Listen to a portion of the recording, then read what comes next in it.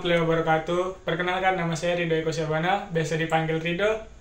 Saya berasal dari jurusan Agroekoteknologi Fakultas Pertanian dengan NIM 2310242005. Kelompok bakti saya 51 atau kelompok GPL. Oke teman-teman, di sini saya akan menceritakan tentang pengaruh teknologi terhadap global warming. Oke, check this out. Global warming, pengaruh teknologi terhadap global warming. Apa saja contoh teknologi yang menyebabkan peningkatan global warming? Yang pertama, air conditioner atau AC. Mengapa AC dapat menyebabkan global warming? Pasalnya alat elektronik itu menggunakan banyak energi yang berarti berkontribusi terhadap perubahan iklim. Sederhananya, makin banyak penggunaan AC, maka makin banyak CFC yang dilepaskan ke udara. Makin banyak CFC di udara, makin rusak lapisan ozon dan makin meningkat pula pemanasan di muka bumi.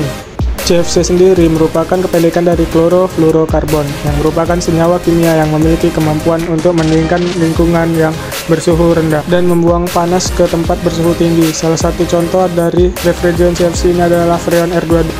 Yang kedua adalah handphone atau HP. Emisi yang disebabkan oleh smartphone akan melonjak dari 17 hingga 125 megaton, setara CO2 per tahun, MT CO2 per tahun.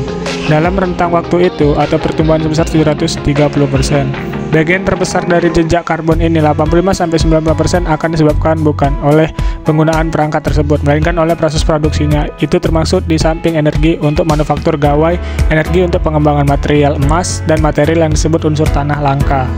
Dan beberapa lainnya yang saat ini hampir secara eksklusif hanya tersedia di Cina.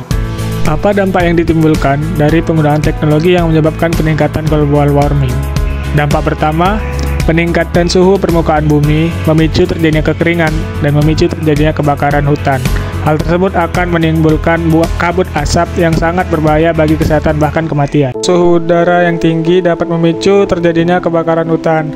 Hal ini akan membuat hutan menjadi gundul serta asap yang dihasilkan akan mencemari air, tanah, dan udara. Selain itu, asap yang dihasilkan juga dapat mengganggu kesehatan. Dampak yang ketiga yaitu naiknya permukaan air laut. Naiknya permukaan air laut disebabkan oleh cairnya es di kutub-kutub bumi. Lama-kelamaan hal ini akan menyebabkan banjir di wilayah sekitar, bahkan dapat membuat pulau-pulau kecil tenggelam. Bagaimana peran kita untuk mengatasi peningkatan global warming?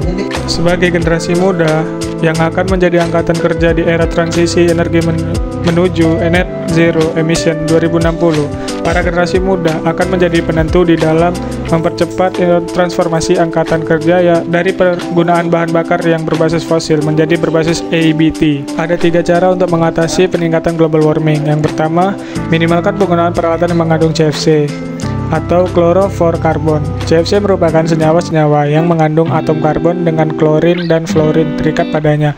CFC umumnya dihasilkan oleh peralatan pendingin udara. Cara yang kedua adalah matikan perangkat elektronik saat tidak terpakai. Cara tersebut dapat mengatasi pemanasan global dengan mematikan lampu, kipas, AC, komputer, TV, dan semua alat elektronik saat tidak digunakan dapat mengatasi global warming. Yang ketiga adalah reduce.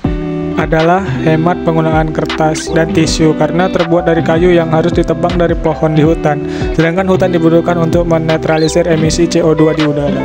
Oke, baik teman-teman, tadi adalah sedikit penjelasan tentang global warming. Terima kasih telah menonton.